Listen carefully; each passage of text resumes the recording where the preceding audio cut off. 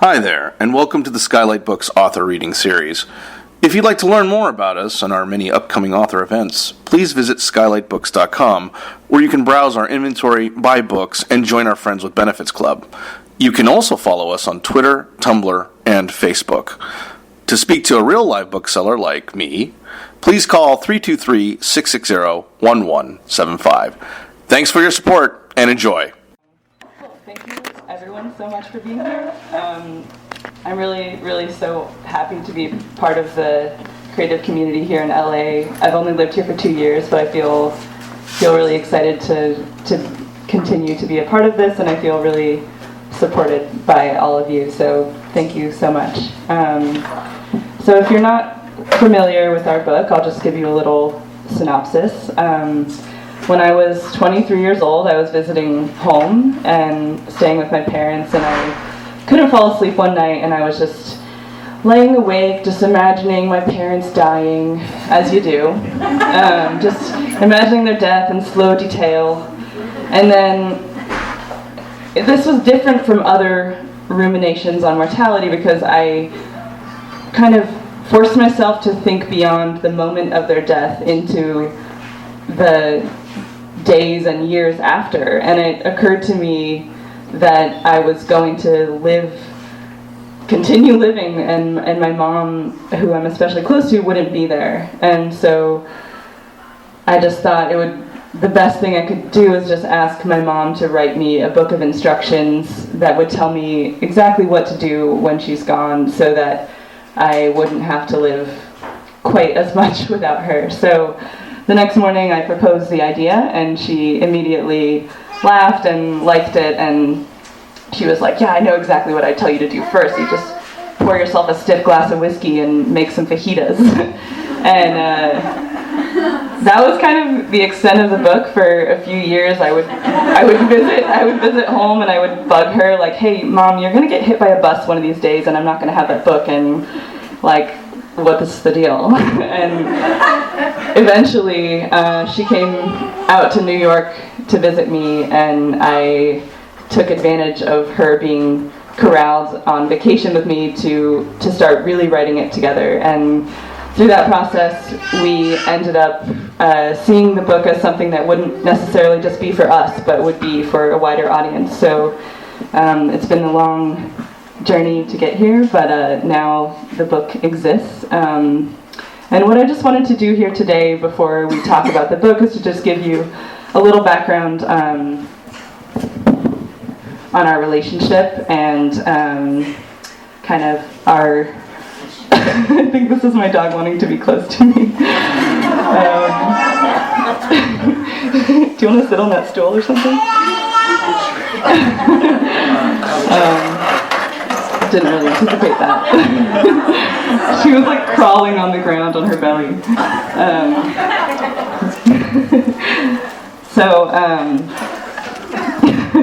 Do you want to start the? Yeah, so I was raised on a mountain outside a very small town in Northern California. Do you want to take the lights down? Is there a way we could do that? Just because there's going to be more images. Okay, cool. We had lots of animals. We had llamas, emus, pigs, dogs, cats, chickens, turkeys, a donkey, ducks, parrots, hamsters, rats, and so on. We didn't have a farm or produce anything, so later when I asked my mom why we had all these animals, she said she just wanted us to have an interesting childhood, which we did. Outside of her work as a newspaper reporter and editor, my mom wrote stories for children's magazines. This one appeared in Ladybug magazine. I don't think I realized at the time, but seeing my parents working at creative jobs was really having an impact on me. I made art constantly as a kid. I made comics, wrote stories, took photos, and actually all these pictures of animals were taken by me when I was 8 or so with a plastic camera. Later in my early 20s, I was digging through old boxes and I found my mom's journals from when she was a teenager. I was dying to illustrate them, and I did. So tonight I wanted to share with you this comic that I published, I think in like 2013, on a website called the Bygone Bureau, and it was our first published collaboration before this one, and so I'll give you a little background. The journal was written by my mom when she was 17. She was on a train trip through Europe, and she was kind of like waxing poetic about a boyfriend that she had back home, and her writing was like very funny and felt like similar to how her voice is today. Like, she's the same writer. So as I read this, I just want you to keep in mind that this is a 17-year-old writing this. It's called Train Trip Meandering and All for a Smooch. I need you to, I'm reading it off there, Mom. Okay. Oh, okay. The qualities of a fine kiss are many and varied. A kiss's composition is a fine blend of the romance and delicacy of the soul of the kisser as well as the kissee. The kisser, allowably of either sex, must use his or her gathered skills in the cooperative effort of a kiss's creation. In its finest moment, a kiss should symbolize a harmonic unity in the meeting pair, heart and soul intertwined, and all feeling scope encompassed. The qualifications required for fine kissing are rigid, but what one is lacking in prowess can often be recovered through sheer effort. Physical standards are similar for both sexes. These include a minimum of grease on one's face and a physique between that of a string bean and a bulldozer. It is helpful for the two parties to be similar in height or to have access to a ladder. If either party wears glasses, these can be thrown off in a moment of romantic fervor, which can add or subtract from occasion depending on the style with which it is accomplished. It is also a pleasing addition to the event if one's teeth are limited in containment of the colorful foods of the last meal. A 17-year-old writing this. Lips, as the instrument of intent, are well-serving for the purpose of kissing, as this seems the sole reason for the existence of this sensitive group of vessels and tissues. It is a form of self-respect to keep them in good repair. Cracked, torn, and shredded lips should be cared for with salves, lotions, and limited usage. Fat lips should be severely exercised, unless hereditary, as the size may impoverish the kiss's effect. Thin lips, which are often hard, may be pummeled daily with a rubber eraser to create greater fullness. Often, in the case of thin lips, one must resort to intravenous feeding, but this is a last desperate measure. Occasionally, partners who are similar in most respects have mismatched lips. The consequences of this are merely that a kiss is accomplished with a maximum of 3 lips and a minimum of 1. This is definitely a problem.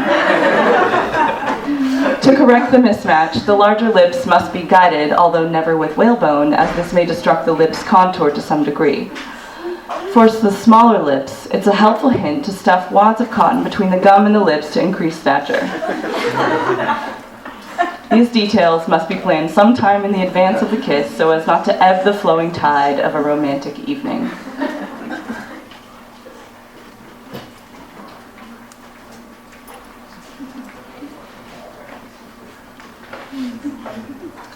And the end. That's the end.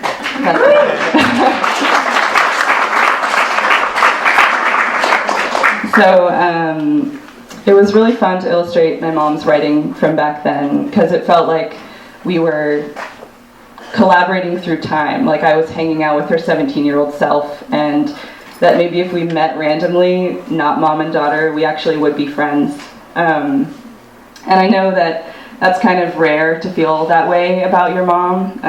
It's not a very simple relationship. And that's really why I want to set the record straight and let you know that our relationship is not 100% like that.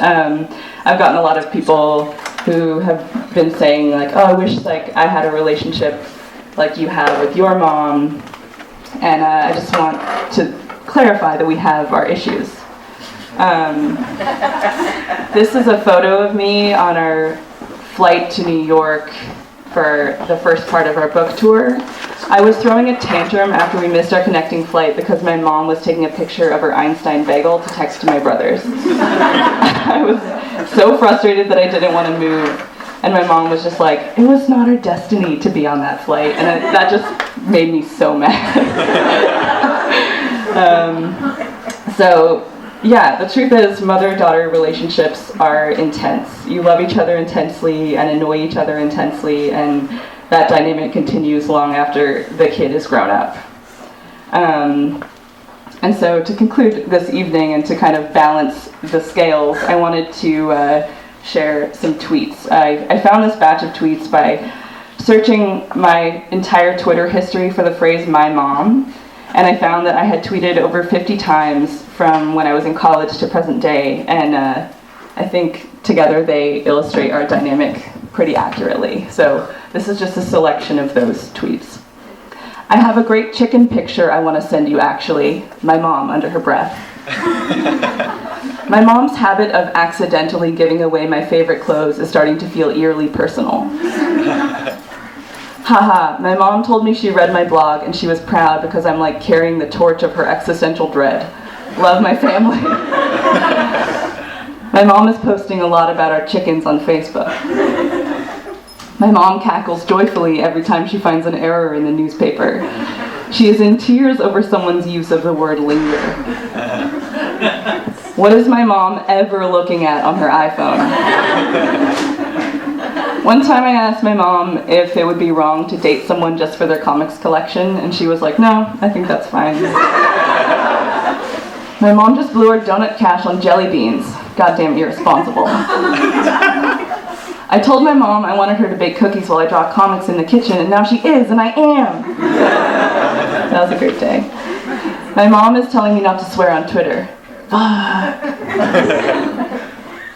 Well, her plan worked. I still only buy cereals my mom would approve of. All my financial holdings should be used to buy my mom a tractor.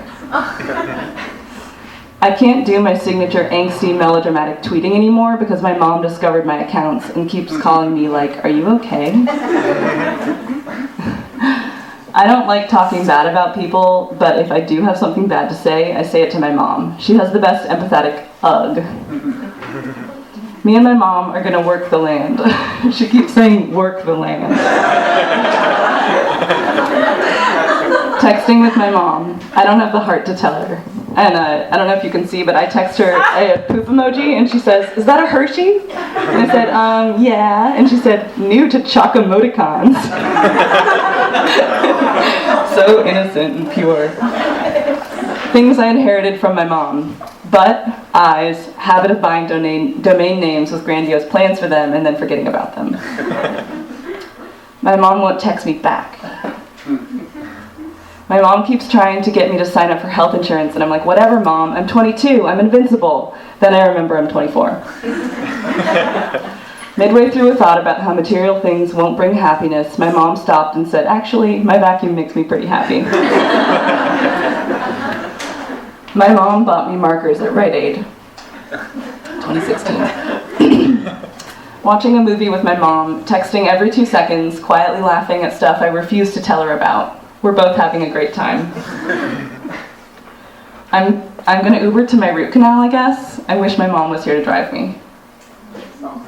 My mom would like everyone to know that you can buy 3 forks for $1 at the dollar store. Hashtag 3 forks for $1. One reason everything will be okay is that my mom is coming tomorrow.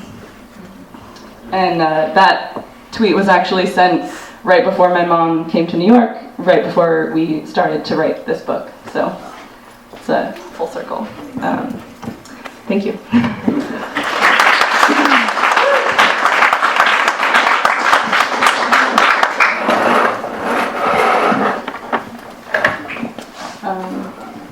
Yeah, here.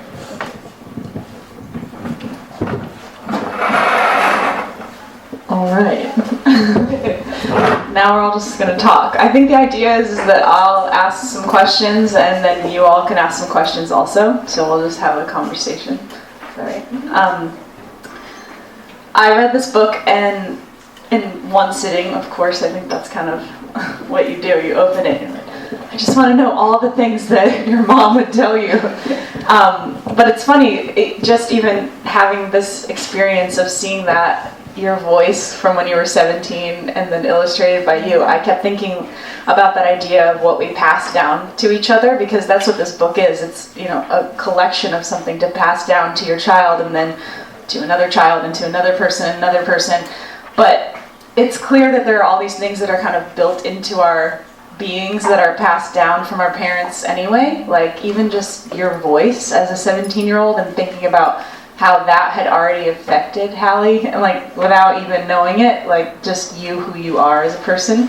So then that makes me think about the book as a whole, and my first question was, since finishing the book, has there been an ongoing list, or do you feel confident that this covers everything? And in that same realm, I think, would you suggest that other mothers create these books for their children that are so specific? I will just say that it does not cover everything.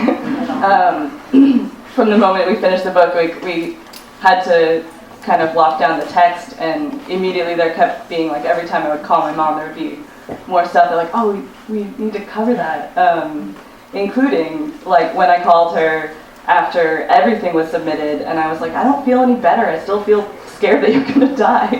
And yeah, there's not going to be, like, more and more coverage of that paranoia, but yeah, I don't know. What do you think? Oh, well, there's a million things we didn't cover. Yeah, because we finished the basic manuscript, and then kept thinking of things to add, or some life circumstance would come up, and then we gave relatively short shrift to getting old and dying because we were covering the earlier years. So there's just a lot of ground. And do you think you'll add to the book though, like just for Hallie? Not unless she asked me to, no. Because the fun part was the shared creation by batting it back and forth.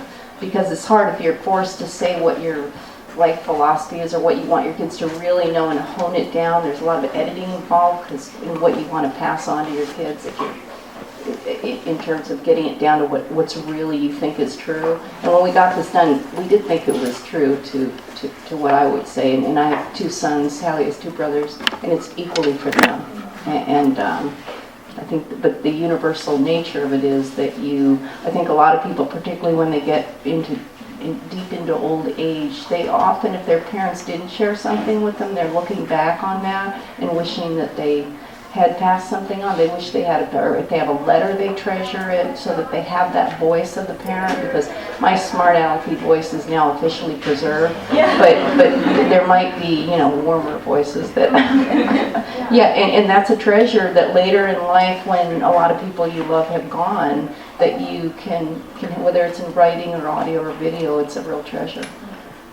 I almost felt some sense of relief when you were reading that text from your 17-year-old self, because I was like, oh, but there are just these great pieces of you that are passed on into her without any effort, just by having a child. You're passing on these things through DNA or whatever it is. I don't however that works, because it's very clear that artistry or that attention to detail or just that language is in you, just knowing you as a friend. I'm like, oh, you're in there already. So that kind of gave me this sense of a relief. Do you mean relief about dying? Like a relief that maybe if you didn't cover everything in your book for her, that there would still be all these things that were passed on that maybe you don't even have to think about. That just made me feel kind of unease or something. Oh, I can tell you that there's a lot of my mom in this book. My mom was a children's librarian who had 6 kids, she had a master's degree before that was very common, and she raised us mostly alone with hardly any money. She was just an amazingly practical and very funny, kind of a smart alecky person too. And she, there's a lot of her in it that in fact, some of the passages I just thought about her, and then the passage was so it's true. It's just very multi-generational, I think. I love that. I wanted to know that about your mom being present in this process. Very present. That's really special. Yeah. Does someone else want to ask a question? So we kind of move back and forth, so it's not just us talking up here. Does anyone have one? Hallie, can you talk about what may have led to you staying up late that night and sort of thinking about your parents passing? Like, was there some acute thing that happened, or just kind of context you could share?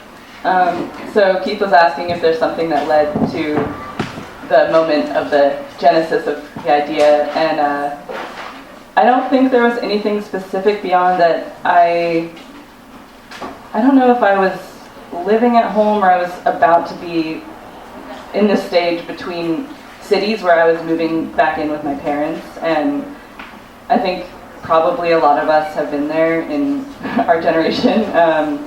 So you kind of get a different glimpse of your parents as they're growing older, and they're also their own people and very kind of vulnerable, and it may have been that kind of feeling of like, oh, these people are really, really important to my life, and also like older. And then I think I just have a tendency to like, I don't know, become anxious about just anything that could like fuck up my life, or try to, like, I like to try to preempt things. So with the idea, I was trying to think like, I know, like, oh, if I know, because maybe a lot of times when we think about death, it's almost in a way, like, sometimes it can be bad, but sometimes it's a kind of a soothing behavior, because we're spending time there and becoming used to the feeling of mortality being real. And I think that my spending time there last night was like, how long can I stay in this cold water?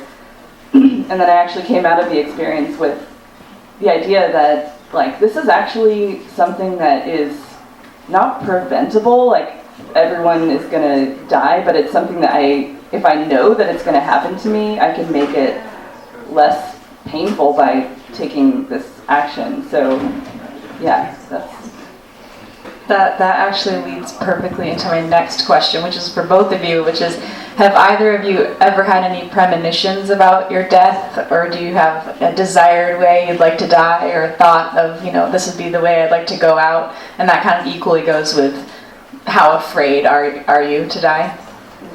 I thought about that a lot when I was reading this book. I was like, I kind of felt a little bit of your fear of losing her, but the fear of death wasn't a thing that sat with me a lot as I was reading it, which was really nice. I just got to think about these, insights and this wisdom, but there wasn't fear guiding it. But then I wondered, in your personal realm, like, how afraid do you feel? And also, do you have this desired, outcome of how you would like to see your life end? Well, that's an interesting. For me, no premonition. I have this theory that whatever you worry about you're going to get knocked off by something that you just didn't see coming. That's my theory. That's why it's great to worry about everything. Right, you cover your bases that way. Yeah, and I got hit in 2013. I got hit by a drunk driver who was so drunk. She was like a .36. I think that's just short of when you're dying. And in her mugshot, she looked really happy. Like she had multiple things in her system. And it's funny because Hallie, I hadn't sat down to do anything about the book, and I didn't get badly hurt, but my car was totaled, and it was just right on the cusp of possibly getting, I easily could have been killed. I was just in a tank of a car, and I got hit out of the blue at 50 miles an hour, and she was, that caused me to think, oh, I guess it's true. People suddenly die, and they maybe, what do you want to do before you go? Somehow that's tied in, because I didn't see it coming. It was actually, I never saw her coming, and I suddenly go, well, isn't that a wake-up call? And that actually helped me agree to really put more energy into the lead. And I actually feel better having, this isn't answering your question, but having written down my thoughts. I feel like I could die tomorrow, and I've left something that is more important to me than whatever my will is going to contain, or that's kind of valuable to me, and I hope to the kids. Yeah, I feel like I always operate from the place of, you could die tomorrow, so you might as well just take in your life at this second and be like, wow, I've lived an amazing life, even if you haven't done everything that you wanted to do. Even it's just like a good way to kind of step into the day. Yes. I'm sure everyone in this room has at least had some experience where someone in your life or someone you know has passed away really suddenly, when that could have just been you. There's nothing different between you and that person. So, yes. What about you, Hallie? Any premonitions? Well, any fears? Just going back to my mom, your dream death is described in the book because It is, yeah. she wants to die in a cabin by a lake. Yes.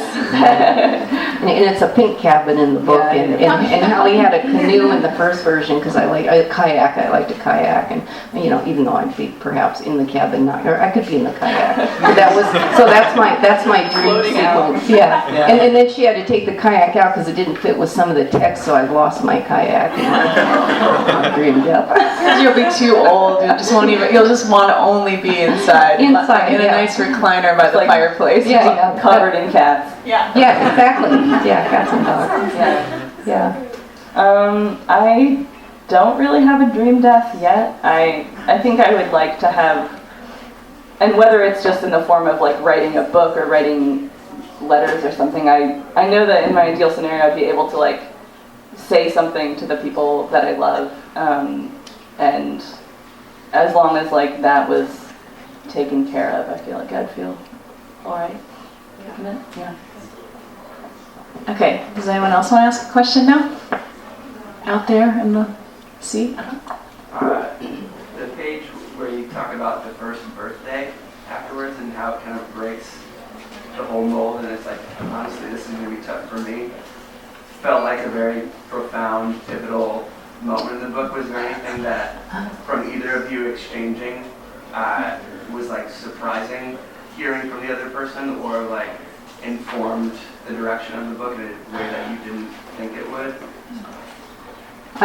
I broke into tears upon whatever we were doing the day that we wrote that, and I was sitting. I remember writing and just looking down, and I just broke into tears because it had never occurred to me, because I'm not that fast a thinker apparently. Even though we're writing a book about my dying, I just didn't take it that seriously. And then when I suddenly realized, wait a minute, I'm going to miss out on all the rest of life that happens if the grandkids aren't born by then, or if Hallie's existence that I don't get to appreciate as she ages. You assume you have that, and I was so struck by it. I cried for 5 minutes, and then I was able to go, I had a quip of, you ought to be feeling sorry for me on this day. But of course, anybody who's lost somebody, those first anniversaries are very difficult, on whether it's loss of relationship or the death of a person. Those coming around and those firsts are hard. So that was definitely my awareness, but it wasn't personalized until I wrote it.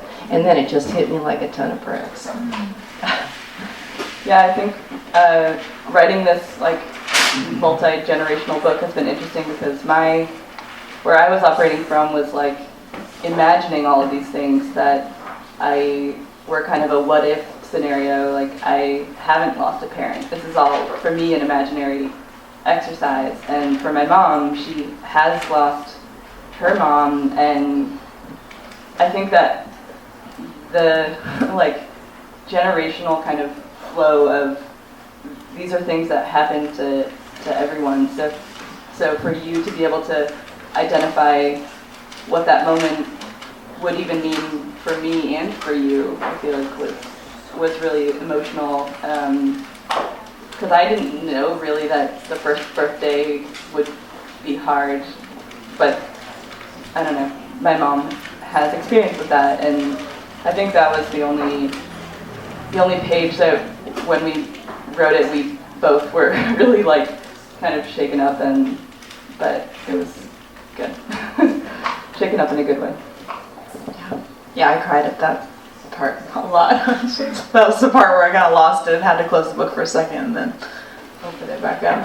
I particularly like the sections about love and the parts about our way of looking at, death in modern society, that like the way we approach looking at death, and that got me thinking about like green burials and like wakes and the different like traditions of those things and the details of how we engage with those traditions. I just like that you put that in there. There were these things that were like, we don't need to be so removed from this experience, like of actually when the person dies. And I just wondered if there was anything else you wanted to talk about with that, or like those things felt like you're kind of pushing some boundaries almost of like looking into that tradition of when someone dies and like what you do with them and how you treat their body and things like that. So. Well, I think, how did we used to treat bodies? You brought them in from the farm field where they get killed by the tractor, and you put them on the table, and you tended the body. I mean, really, that's how it used to be. This wasn't this. My mom died at 85, and some car arrived and took her body out, and I never saw her again. It just was so distant and antiseptic. I just thought it was just and part of what. My parents were older when they had me, and my dad was a World War II navigator, so I had old parents, and now I'm 59 years old. And so in that generation, and I also had a magazine where I've interviewed hundreds and hundreds of old people and heard about their loss and their experiences, and I think that in true of my family and many of the people I've interviewed, that death was not discussed. You lost somebody, you buried them, and then you just didn't speak of it. You had suicides, deaths by accident, murders. You just didn't talk. It wasn't part of what you. And my feeling is, what I want in my family with my kids is that we go, hey, guess what? I'm going to die. You're going to die. Let's talk about it, so that we can, in a way, connect with the joy of not dying today and celebrate it and have this real awareness, because it was something to be avoided at all costs in conversation. And in my family, I was always the one who, couldn't you shut her up, because she wants to talk about all this stuff, and that's how I think it should be. And that's in a way, I feel a responsibility as I guess I'm a boomer, to encourage that conversation in my family, and I hope that that's something that happens from the book. Yeah, I think that's such a special part of the book. I mean, reading it, of course, I'm thinking about my own parents and their death, and I just kept thinking about how we in this generation, and this shows, by the way, you've collaborated to make this book. Like, our generation has these other tools that our parents didn't really use or even have, maybe, to communicate about things. And so, like, by pushing the boundary of talking about death in a different way and bringing it to the table and having your insight of being like, I don't want it to be like that in my family, then you're offering this tool for all of us to get to do that with our families. So that was one of the most inspiring things, I think, for me, for the book. Is there anything else you want to say? Well, I think there's a tremendous amount of resistance to that, because people have written us and said, I asked my parent to share something with me after reading the book, and one woman said, I asked my dad for his best advice, and he just said, they're a religious family, and he just said, just read the Bible, it's all in there. And what a moment that person could have shared with their child. And I just think there's an opportunity, and you're not going to look back later and said, maybe you want the possessions, but you're not going to look back later when in your 90s and say, I'm so thrilled I got that thing, that money that I spent. You're going to look back and say, what memory did I carry of my family that brought me into this, and what's the heritage that they shared with me and what was important to them.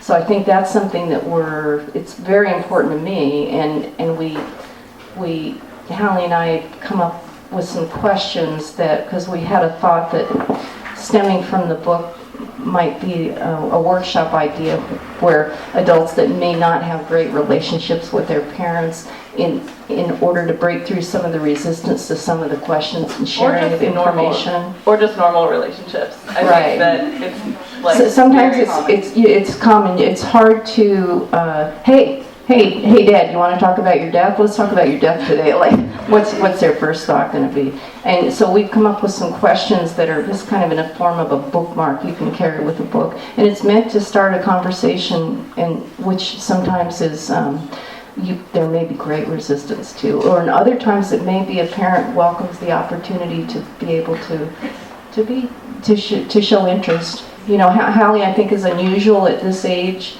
to want to know this. I think later in life is when I've seen people really wish that they had the pass down from their parent. I just want to say I've been like, I don't think that there's like any shame at all or anything about having difficulty with this subject, especially with your parents. Like, it's really hard sometimes to like get through dinner with your family, and sometimes it just doesn't feel like it's worth it. And like I remember hearing an interview with David Sedaris, who's like, he's so funny and dark. I think I imagined that he had no trouble talking about things like that with his family, but he told this whole story about how his mom passed away and they never broached the subject because he didn't want to make her uncomfortable and she didn't want to burden him maybe, or she was, afraid to talk about it. And that really surprised me and made me realize just how almost no one is exempt from how difficult this subject is. But I think he wished that he had spoken to her about it, been able to some way. And I think that one of the big inspirations for writing this book was trying to make some kind of icebreaker for other people to say, like, we did this and it was really, really beneficial, and maybe by reading this like vivid experience of our conversation, like, it's our wish that you would have this conversation with your kids or your family and your parents, and that like that's kind of what its purpose is like to be shared. So hopefully beyond reading it yourself, you can, even if you just give it to your parent and maybe say, what did you think of that book? And maybe some conversation can start from there. And I think that there might be like 30 seconds of discomfort, and then after that you might have an incredible conversation that you otherwise may not have had. Yeah, I'm looking at these questions and they're so good. So I think everybody should give these to your parents, because I just realized I'm looking at them right now and I realized, I remember I did ask my parents like 3 years ago to write to me and tell me like just something about our past, or something that I would have written down, like their memories from when I was born, whatever. And it was really hard for them. My dad never did it. And my mom wrote this beautiful letter that was kind of all about like my birth, which was nice because I didn't know any of those things. So I read it and I was really moved by it. But as I read your book, I thought, how would I get my mom to make something like this? But this is how. Like, I'm just going to send her this and she's going to answer these questions, and then I will have my own book. What a cool tradition to start, to get parents to like make books for their kids, and then you know what to do. And it's really not that grandiose of an idea to just have a great like list of questions that you get to work on over time. Does anyone else have anything they want to ask? Out there in the crowd. I was curious if you guys have any beliefs or notions about what happens after you die. No. It's a great mystery that causes us to think hard when we're here. Yeah, pretty much same answer. Jacqueline, I have one other thing that people are daunted by writing. A lot of older people, they just go, I can't possibly write if they got a list of questions like that. And when my mom, I interviewed her when she was about a year from the time that she died, and she was frail enough, and so this is a trick for really old people if you want to get them to talk, and she was able to use a computer, so I would send her one question a week because she really couldn't do that much, and then she could write it in handwriting and stash it in a drawer, whatever it took. It's just the fact that she addressed it, and that worked. So it's nice to have the conversation so you can read the person's body cues and body language, but if you can't do that, it's possible to present it in a bite-sized way that isn't so scary. So that's just another idea. Or with like a audio recorder or something like that. One of my friends in New York, when he came to our reading, said that he'd given his dad for Christmas a journal that had, like, it sounded like a beautiful idea, like a journal with questions on each page, like tell me this story in that one, and he just never did it because I think people it's hard to dig deep. So even if it's just an audio recording on your iPhone or something, that can be easier. That's a good point. I feel like when I asked my parents to do it, it was like a huge, tall order. I was trying to do this timeline of my life, which I thought was a really good idea. I was like, I'm going to need them to fill in the gaps. And I was like, can you guys go year by year of my life and just anything that comes up, whatever you think of. And my dad was like, Your baby book. I don't really have time to do that. So he didn't, but then, that's a good addition to it. That maybe something small and simpler even than all the questions. But does anyone have anything else before we? You two just seem so in sync and like literally on the same page about what's happening between you two in your relationships. I was just wondering, as someone who has like a lot of differences from my mom, if there were any like major differences you had to reconcile, like spiritual beliefs or maybe political or maybe just like eating dietary restrictions, like vegan, not like, was there anything like that you guys had to sort of work through or come to like, understand each other on?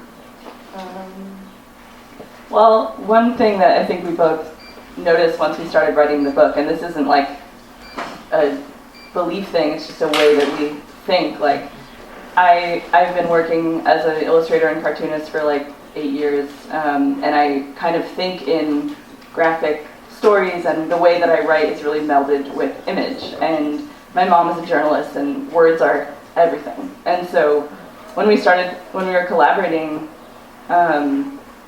we clashed a lot, and it wasn't just about that. It was like, I'm really like fast, like I just want to like get everything down and like get our project like on its way, and my mom really wants to like ruminate and sit with things and like look at all the options, and so I mean, I tell people, like, when we were writing the book, like, I was a brat, and I, like, apologized to my mom later. I was like, I really am so sorry that, like, I couldn't stop just being, like, a bratty child. Like, Mom, let's just write faster or something.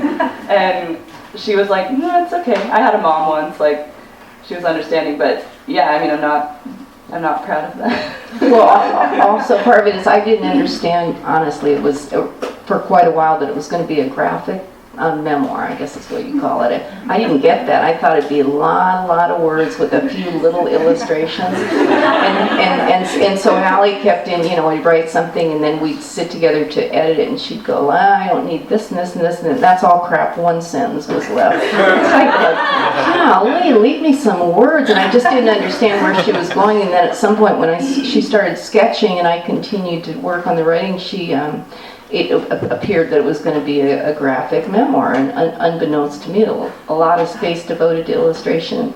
And I was not that familiar with graphic novels, for example, although I knew they existed. And to see the power of it now, and when I got what we were doing, to see the impact of the illustrations, it just says so much. I was stunned by it, but that was a learning. Yeah. You had a question too? Yeah, I had a question for Suzy, actually. You said that if death was overall never really discussed or dealt with in your family, as a child of older parents, was it something you privately worried about more? And from that vantage point, are there things in this book you think would have helped you from that point if you've been reading it when you were younger and just, maybe worrying about things earlier than other people may have to? I know that your book is like universal for anyone who will experience it, which is everybody.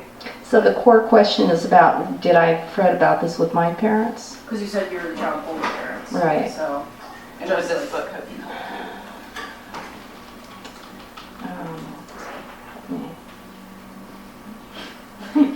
Debatable. I can't even answer it. I had a very dysfunctional home, so dysfunctional that it appeared that somebody could die at any time. And I don't think I worried about it. I just lived in kind of a scary home. So I can't say, I didn't have the kind of relationship that we have. And in a way, part of the reason I think we have a good relationship, because my sole goal as a parent was to have a nice home with llamas that nobody was scared in. And honestly, that's, sometimes out of bad stuff, good things come. So I can't relate to it that way, but I do think that it has actually helped me with other circumstances that have happened in loss in my life, oddly, that have nothing to do. And I've looked to it because if you really clarify what your beliefs are, I didn't do that until now in terms of what I really wanted to tell my kids, and somehow that's helpful to me. I can't even say why, but it is. So I look back on it and I seem to take something different from each time I look at it. Yeah, that's interesting. I thought a lot about like your purpose. I think about that all the time, all of us. Like, what is our purpose? How do we connect to our purpose? And we've talked about making work with a lot of purpose. And I kept thinking about your purpose as a mother and being so devoted to, you know, being a mother and having this family and that being like a sole purpose in life for you, then transforming through your life to like lead to all this other purpose now, like through this work and like you just said, affecting all these other parts of your life and showing. Yes. Yeah, I think that's fascinating. There was one other question out there that I saw, but I don't know who it was. Was it you? Yeah. I'm a healthcare professional. I just was curious if you have written an advance directive actually for healthcare. Yes. I'm a planner. And I think everybody should. I had a senior magazine where we wrote all those issues, and the vast majority of people we talked with weren't even aware that, you know, that planning. And I'm a big believer in, you know, get rid of a lot of the crap in your life, make things easier for your kids so that when you are gone, you're leaving clear instructions plus not a big mess of, you know, make things easier for your kids. I think that's a big gift that you can give them. And have you encouraged your children to do it? To have that advance directive at their age? No. Yeah, because we're not going to die for like a really long time. I can't go down that road. I literally am like, what is that? I have no idea what that is, which is kind of terrifying because I can tell it's important. I think that's when you say, like, if I'm a vegetable, like, turn me off or keep me going or whatever. I wrote that down. Okay, cool. Yeah, everyone should do that. Me included. I was just going to say, if you don't have one written out for you, the state will come in and do it. It's a big mess. I have my grandma, so write your thing, make sure it doesn't happen. Cool. Yeah. You have one last question over there before we wrap up? Question. What if the reverse happens and the daughter dies first? Ooh. Oh, let's just say I would not be equipped for that. You would use the book, right? You know, I've interviewed a lot of people because of people in their 90s, and some people would say, you know, you ask about their family experience, and you know, well, I lost 4 of my 6 kids. I mean, go down that. That's just the hardest. I can't fathom it. I can't think about it. I say I'm a planner. I'm not in terms of that. I think that that would be one, you know, to me, the most difficult loss of a child, and that's what I've seen from people I've talked with. That does bring up this question of like creating these works that help us process things, like these self-help books that are there for us if we have a problem. And I'm sure that there is a book out there that's about dealing with losing a child. But even in my work writing poems, that's like when someone loses a child and asks me to write about that grief, you know, that's something that you can only kind of imagine, and it's similar to just writing a book like this and trying to actually imagine what that would be like. So it is an interesting thing that we like put ourselves in these positions where there is something we can like devote ourselves to as a mother to prepare your child, but then to prepare yourself for the reverse would be a whole other. Right, and I don't think there's any preparing, but I do think that the core of what I like that in taking from this book, I think, can I see the card? Yeah, if you could send me one message after you die, what would it be? And to me, the message that and I'm saying this is what I try to convey, the central thing would be, you will grieve the loss, but know that the person who's dead doesn't want you to spend the next X number of years of your life in a grief state where you can't function. What do they want? They want to look down and have you be happy and healthy and moving forward in the pursuit of your purpose of life. And if I had to answer the lost child question, then I would say, well, Hallie, if I imagine it, does not want to see me stricken and on the floor and unable to function for 25 years or whatever I've got. So I would go back to that as if you imagine how your person hopes that the quality of life that you have in your remaining years, they want joy. That's what they want for you, right? They don't want anything short of that, so. That is what I want for you. Thank you. Yeah, I think that all kind of wraps up to like this nice testament of what this book is, which is this kind of question about what we can do to prepare ourselves for loss of all types. Like even you saying it's affected you with other types of loss in your life, and how you can go through your days and not think about death and not think about loss, and then you can go through the next day and have some weird moment where you wake up at night and you're afraid and you imagine your parents dying. But the truth is the only way you're going to prepare yourself for it at all is to actually just accept that it's going to happen and that it's completely unknown. And then the rest of it can be this sort of imaginative, almost like curious and somewhat playful experience. That's what I like about the book the most, is that there is this tone of levity to it, this thing that's so heavy and weighs on us all the time and that is like a source of such sadness can actually also just be, a source of levity because we know it's coming. So. And I do think it helps you appreciate the time you have here. It's finite. It's and even in writing it, I go, gee, I keep forgetting that it's just, it's finite. There is a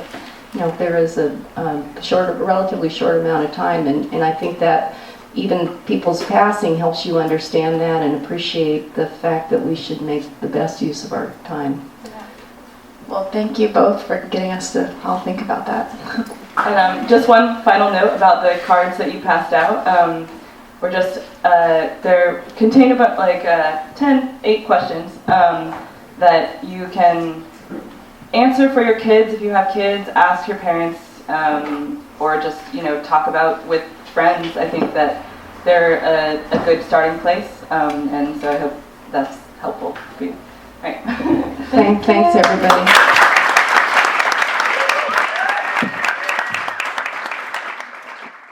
You've been listening to the Skylight Books author reading series.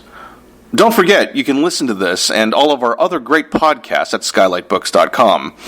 Thanks again for stopping by, and we hope to see you soon.